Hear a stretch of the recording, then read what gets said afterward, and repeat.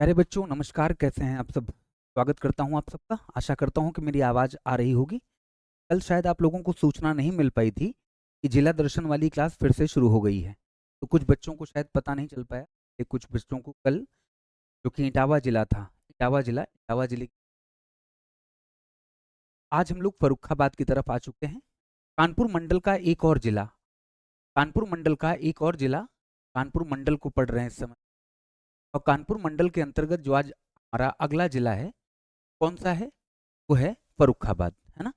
बड़ा ही ऐतिहासिक स्थल है, हिंदू धर्म के लिए भी, बौद्ध धर्म के लिए और जैन धर्म के लिए भी, तीनों धर्मों के लिए बड़ा ऐतिहासिक स्थल है, बड़ा पौराणिक स्थल है। ठीक है। तो सबसे पहले फर्रुखाबाद की सीमाओं को देखें तो शाहजहांपुर, बदायूं और कासगंज ये उत्तर दिशा में है, पूर्व में हरदोई पड़ता है, और पश्चिम की बात करें तो एटा, और फर्रुखाबाद के नीचे दक्षिण में कन्नौज और मैनपुरी नाम के दो जिले दिखाई देते हैं। इसके बाद चलते हैं आगे की तरफ। फर्रुखाबाद जनपद, इसका जो मुख्यालय है फतेहगढ़ है। मंडल कौन सा है? कानपुर बता दिया।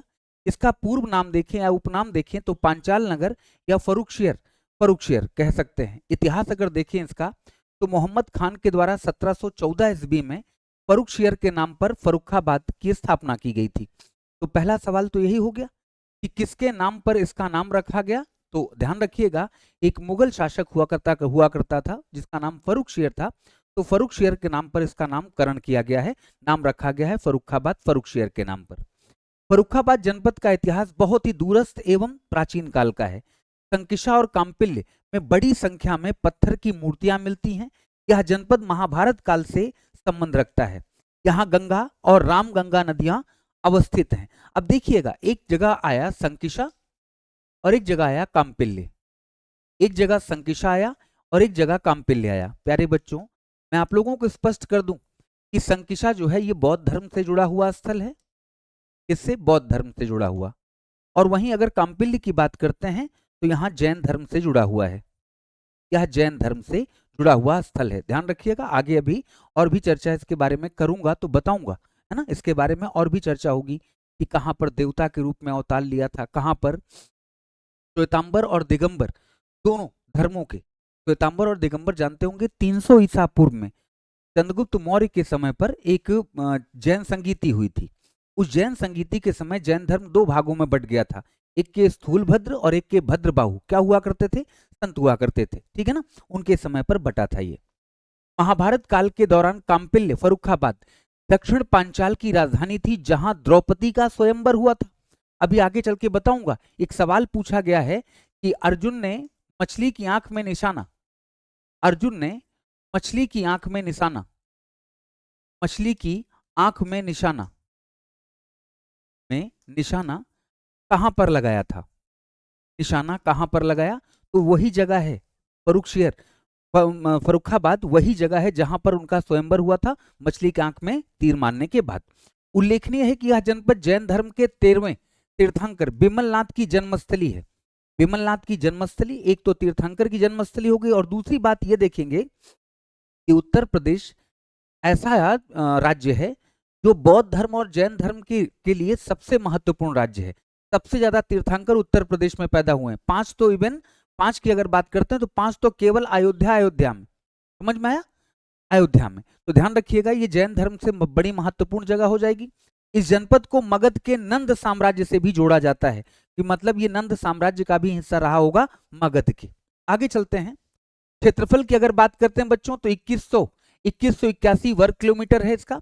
एक जिला एक उत्पाद, वन डिस्ट्रिक्ट वन प्रोडक्ट जानते हैं, उत्तर प्रदेश सरकार के द्वारा 2018 से चलाई जा रही योजना है, चलाई जा रही योजना है, योजना है, योजना है।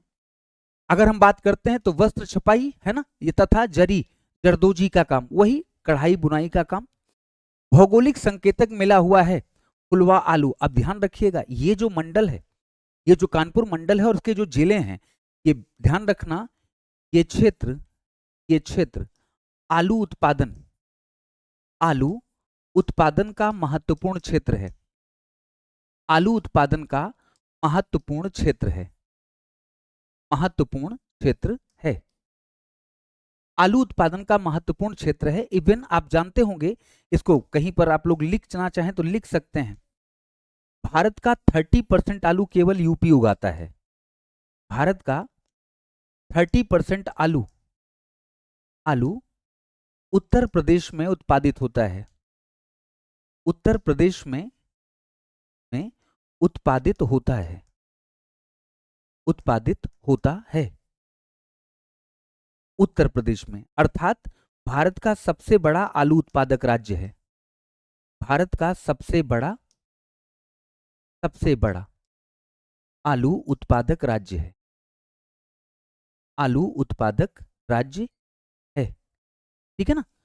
सबसे बड़ा आलू उत्पादक राज्य उत्तर प्रदेश है। आगे चलते हैं।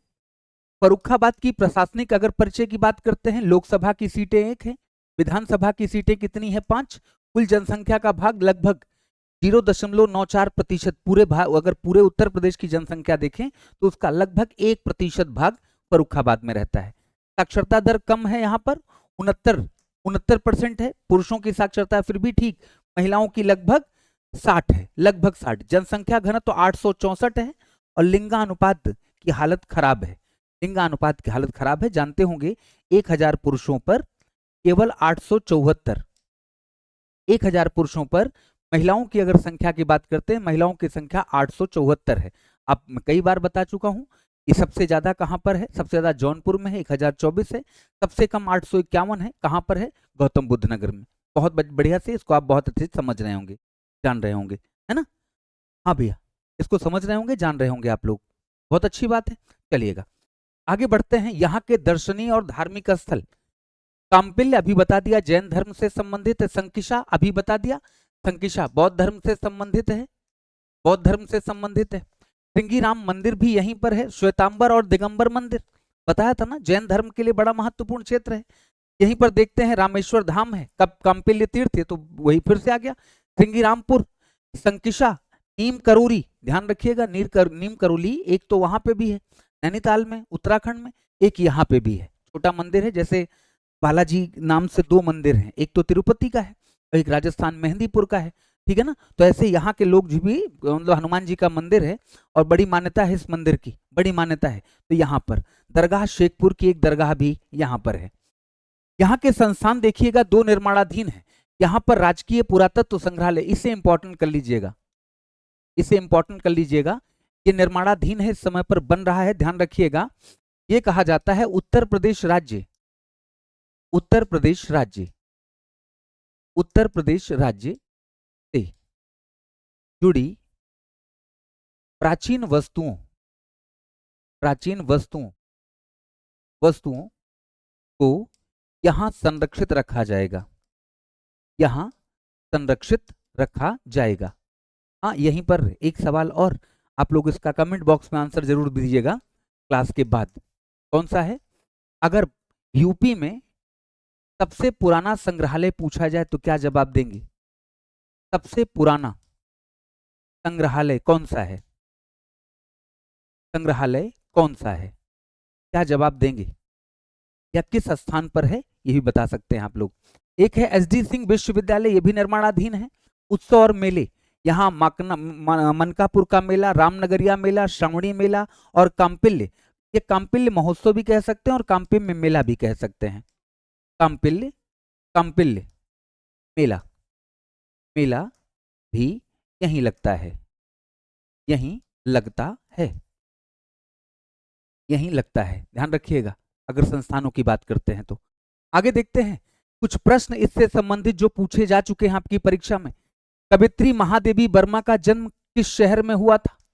सुना होगा, नीरजा, गिल्लू, बहुत सारी रचनाएं हैं। छायावाद की, है ना, छायावाद की, छायावाद युग की कवित्री है, युग की कवित्री, कवित्री है ना। इनको आधुनिक मीरा भी कहा जाता है। कहां पर पैदा हुई थी बच्चों? फर्रुखाबाद में। ये सवाल पूछा गया है परीक्षा में, ये सवाल पूछा गया है। एक और सवाल देखते हैं। काम्पिल्य मेला, अभी थोड़ी देर पहले ही बताया था, काम्पिल्य मेला निम्नलिखित में से किस धर्म से संबंधित है? तो किससे है? अभी बताया जैन धर्म से संबंधित है। और कहां लगता है? कहां लगता है? तो फर्रुखाबाद में।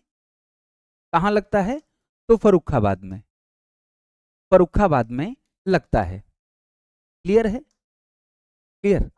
और देखिएगा यहां से और सवाल कौन से पूछे गए हैं, अगर मैं आप लोगों से कहूं तो एक और सवाल है। भेड़कुंड अभी थोड़ी देर पहले बताया था, जहां अर्जुन ने द्रौपदी से शादी करने के लिए मछली को निशाना बनाया था, उत्तर प्रदेश में कहां है? बताने की आवश्यकता है क्या? फर्रुखाबाद, अभी बताया था ना, द्रौपदी का विवाह या द्रौपदी का स्वयंवर, द्रौपदी का स्वयंवर, स्वयंवर यहीं पर हुआ। इसीलिए फर्रुखाबाद की अगर बात करते हैं तो ध्यान रखिएगा, पांचाल महाजनपद, पुराना नाम तो पांचाल ही था, पांचाल महाजनपद का उल्लेख महाभारत में है, उल्लेख महाभारत ग्रंथ में है, उल्लेख महाभारत ग्रंथ में है, ग्रंथ में है, याद रखिएगा, महाभारत ग्रंथ में है। Farrukhabad is the right answer. एक और सवाल देखते हैं फटाफट। माना जाता है कि उत्तर प्रदेश के मध्य में गौतम, है ना, गौतम बुद्ध, गौतम बुद्ध, मध्य में स्थित गौतम बुद्ध ने अपनी मां के उपदेश देने के बाद बुद्ध ब्रह्मा और देवराज इंद्र के साथ अवतीर्ण हुए थे। मतलब कि स्वर्ग से यहां उतरे थे, यहां उतरे। वो कौन सी जगह है? संकिशा, सही नहीं लिखा, ऐसे लिखा जाएगा संकिशा, संकिशा। और ध्यान रखिएगा ये भी फर्रुखाबाद जनपद में है, ये भी कहां पर है? ये भी फर्रुखाबाद जनपद में है, जहां बुद्ध ने स्वर्ग से सीढ़ियों के माध्यम से उतर के अवतार लिया था। ठीक है ना? ये क्लास अच्छी लगती है तो मैसेज करके बता दिया करिए कैसा लगा। और सबसे पुराना संग्रहालय पूछा है ना, आंसर चाहिए आप लोगों का कमेंट बॉक्स में, ठीक है ना।